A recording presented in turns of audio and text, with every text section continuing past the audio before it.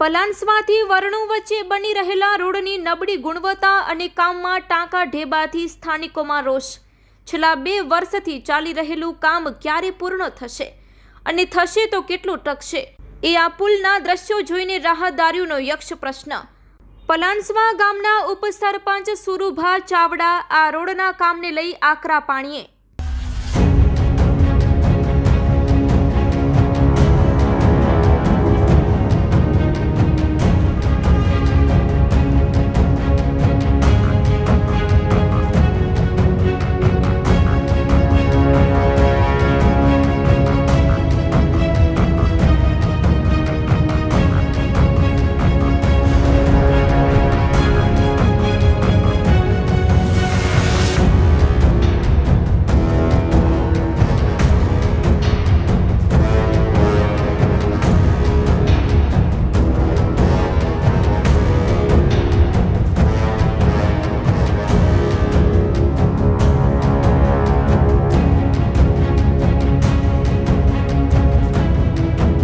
ઘનશ્યામ બારોટ ને આપ જોઈ રહ્યા છો કચ્છ કેર ટીવી ન્યૂઝ।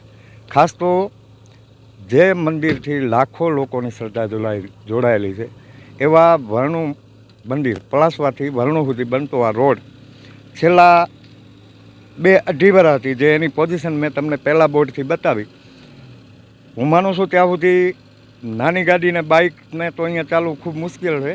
એના સિવાય ટ્રેક્ટરવાળા અને સ્થાનિક ખેડૂતો કે જે પલાસવાથી કરીને વેણુ સુધી જેમની ખેતીવાડી છે, જેમનો દારોમદાર ખેતીમાં છે, જ્યારે આ રસ્તો ધૂળ્યો હતો ત્યારે મને બરાબર યાદ છે એકવાર વાછડા દાદાએથી અમે નીકળ્યા અને વેણુથી સીધા પલાસવા આવ્યા।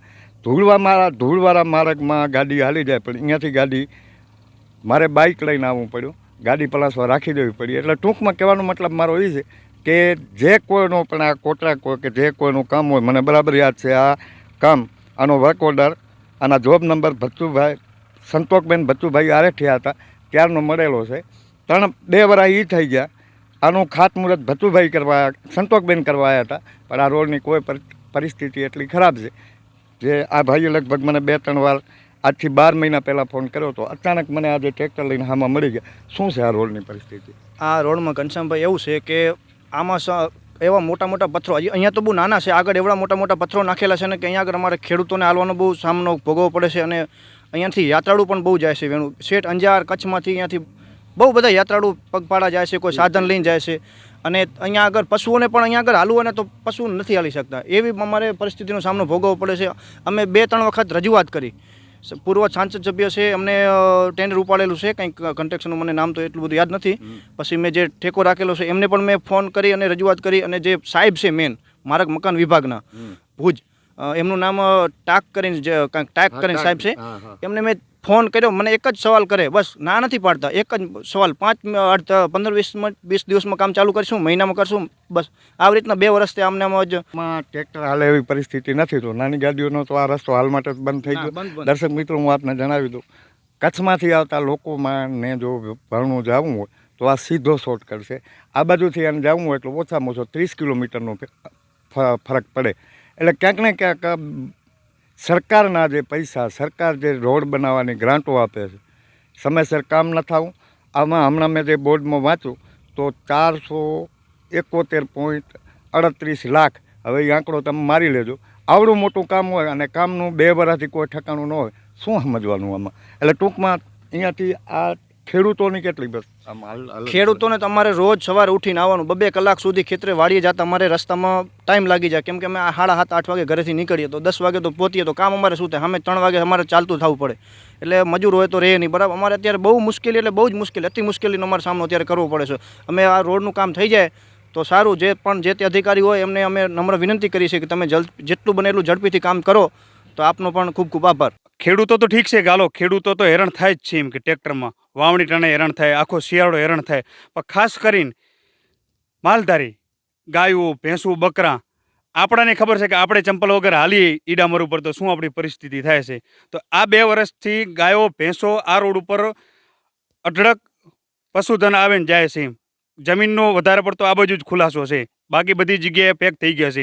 આ જ રસ્તો એક પાણી માટે અને જવા માટે, આના પહેલાં પણ રસ્તો આ ડામર અત્યારે જે નાખ્યો ને મેન્ટલ, એના કરતાં નહોતો એ સારું હતું એમ।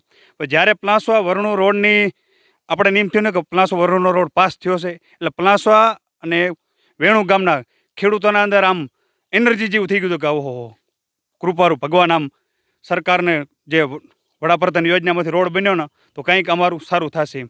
સારું થવાના બદલે 2 વર્ષથી અમે એટલી બધી વિકટ પરિસ્થિતિ ભોગવી રહ્યા છીએ કે એની કોઈ સીમા જ નથી. સરકારે એક ગ્રાન્ટ આપી હોય એ મુજબ તો કામ કરવું પડે ને. તો આના અંદર તમને દેખાઈ રહ્યું છે પણ પાણી પણ નથી લોકો છાંટતા અને રેતી કેવી વાપરે છે, સિમેન્ટ કેટલો નાખે કાંકરી તમને કામ દેખાઈ રહ્યું છે. અને આગળ જે પીસીસી કરેલું છે એમ સિમેન્ટ છે, આ રેતી સિમેન્ટ છે, શું કરવા રાખ્યા ખબર નથી પડતી. પણ આમાં તમને રેતી સિવાય સિમેન્ટ તમારી સામે જ ઉદાહરણ છે. આ રેતી આ સિમેન્ટ જ વાપરે છે આ કામના.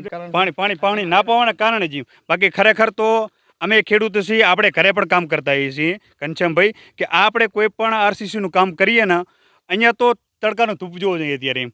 તો આ જગ્યાએ તો કોથળા રાખીને પાણી પાવું પડે. ખાસ તો અહીંયા આ 2 પાઇપની વચ્ચે જગ્યામાં ખરેખર સિમેન્ટ હોવો જોઈએ, પણ એને બદલે આ સિમેન્ટની કોથળીઓ ભરાવી દીધી. સુરભા શું કહેશો આ બાબતે? આ ખરેખર તો આ નારા રહ્યા ઘનશ્યામભાઈ ફિનિશિંગના હિસાબે જ રહેવા પડે. નીચે પીસીસી કર્યું હોય ને તો એનું મોઢું મોઢાથી મળી જ જવું પડે. તે છતાંય તમે જોઈ રહ્યા છો કે 4-4 ઇંચની જગ્યા એના વચ્ચે સિમેન્ટની થેલી નાખેલ છે અને સિમેન્ટની થેલી નાખ્યા પછી હજી ઉપર માલ નાખ્યો નથી. હવે માલ નાખે તો એ કેવો ચોટશે? અને આના પછી અત્યારે આ કામ ઉપર આવું કર્યું છે તો આના ઉપર કેવું કરે એની અમારે જિમ્મેદારી શું એમ કે એક પણ પાઇપ એના શેપમાં નથી, એક પણ પાઇપ એની લાઇનમાં નથી, એક પણ પાઇપ જેમ જોડાવવો જોઈએ એમ જોડાણો નથી. હજી કામ પૂરું નથી થયું, એના પહેલાં આખે આખું ઉપરથી તરડાઈ ગયું છે. એટલે ચોક્કસપણે કલ્પેશભાઈ એમ કહી શકાય કે સરકારના પૈસાનો અહીંયા સીધો વ્યય થાય છે. શું કહેશો? ઘનશ્યામભાઈ, મારું તો માનવું જાગૃત નાગરિક તરીકે એવું છે કે આ એકદમ કામ બોગસ જ ચાલે છે. અને અહીંયા આગળ અમે જોઈએ, આપણે તમે પણ જોવો છો, અમે પણ જોઈએ છીએ, અહીંયા આગળ અમે અવારનવાર ખેતરેથી આવતા જતો ક્યારે પાણી છાંટતા નથી. પછી રેતી એકદમ હલકી ગુણવત્તાની વાપરે છે, સિમેન્ટ બિલકુલ ઓછો નાખે છે. અમે એમને જાણ પણ કરીએ કે ભાઈ કામ સારું કરો તો કોઈ અમને કાન આપતું નથી, કેમ કે અમને કાંઈ એટલું બધું ખ્યાલ ના હોય. એટલે ખાસ તો જે આપણે અત્યારે આવ્યા સુરભા, હમણાં જે આપણે બાઇક લઈને, દર્શક મિત્રો હું આપને જણાવી દઉં, અહીં બાઇક સિવાય ટ્રેક્ટરમાંથી બેસીને જો તમારે જવું હોય ને તો હું માનું છું ત્યાં સુધી તમારો એક ફૂટ જો આમ હલબલી જાય એવી પરિસ્થિતિ તો ખાલી કપતી નહીં. કપતી નાખ્યા પછી એનું કોઈ પણ સેટિંગ કરવામાં નથી. ખરેખર તો આને કપતી જ ન કહેવાય, કાયદેસર પાણા જ છે. નથી કોઈ રોલર ફેરવવામાં આવ્યું કે નથી ઉપર મેટલ નાખવામાં આવી. 2 વર્ષથી આ કામ ચાલુ છે અને 2 વર્ષથી જે કાંઈ પૈસાનો વેડફાટ થયો, ખરેખર તો આ જે કોઈ કોન્ટ્રાક્ટર હોય કે જે કોઈ એન્જિનિયર હોય એની પાસેથી પૈસા પાછા વસૂલ કરી આ આખું કામ ફરીથી કરાવવાની જરૂર હોય એવું સ્પષ્ટપણે દેખાય છે. શું કહેશો? ખરેખર તો જે આ પુલિયા રહ્યા ને એ સાચી રીતે ચેક થવું પડે અને સાચું ગુણવત્તાવાળું કામ થવું પડે. આવું નબળું કામ અમે હલવી લેશું નહીં. અને જે પણ કોન્ટ્રાક્ટર ભાઈને હોય કામ એ જોઈ લેજો. તમને ખાસ પહેલાં તો નમ્ર વિનંતી કે કામ સારું જ થવું પડે. નહીં થાય તો અમે તમારા બિલ અટકાવશું. અને અમારી સરકારને અને તાલુકામાં જે આવતો અધિકારીને નમ્ર વિનંતી કે આની તપાસ થયા પહેલાં આ ભાઈનું બિલ ઉપડવું ના પડે. એક બાજુ સરકાર લાખો રૂપિયાના તમને કામ સોંપે છે, તમારા ભરોસે સરકાર બધું મૂકી દે છે અને તમે સરકારની જેને કહી શકાય કે જે નીતિ છે સરકારની, જનતાના ટેક્સના પૈસાથી આ બધું થતું હોય છે. સરકારના ઘરેથી નથી આવતા. અંતે આ પૈસા ક્યાંક ને ક્યાંક સુરભાના ખાતામાં જ જાય છે, કલ્પેશભાઈના ખાતામાં જ જાય છે, મારા ખાતામાં જ જાય છે અને તમારા ખાતામાં જ જાય છે. કોની પાસે? સરકાર તો પોતાનો ઉદ્દેશ જે છે કામ સોંપી દીધું પ્રજાની સુખાકારી માટે, પણ પ્રજાની સુખાકારી માટે નહીં.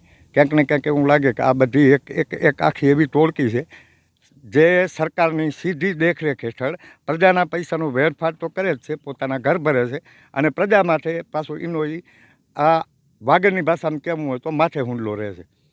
ખરેખર સરકારે પોતાના એન્જિનિયરોને એકવાર ફેરથી ચેક કરવા પડશે કે એમના સર્ટિફિકેટો તો સાચા છે ને. આવી રીતના કામ હોય યાર, તમે જુઓ તો ખરા. એક પુલ એક પાઇપને નથી મળતો. હું હજી સુરભા તમે આ વિચાર કરો, તમે આ એક પણ હાંધાથી નથી મળ્યો.